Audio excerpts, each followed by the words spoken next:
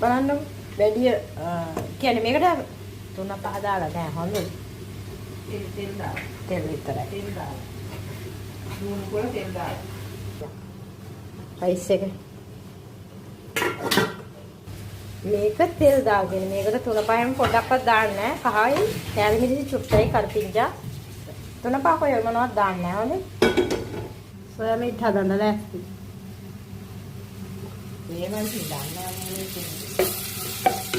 සොයා මිට් හදන්න මේ අමුයි හදනවල මේ දානවා.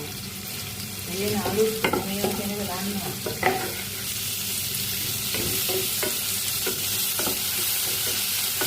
සොයා මිට් එක හදනවා.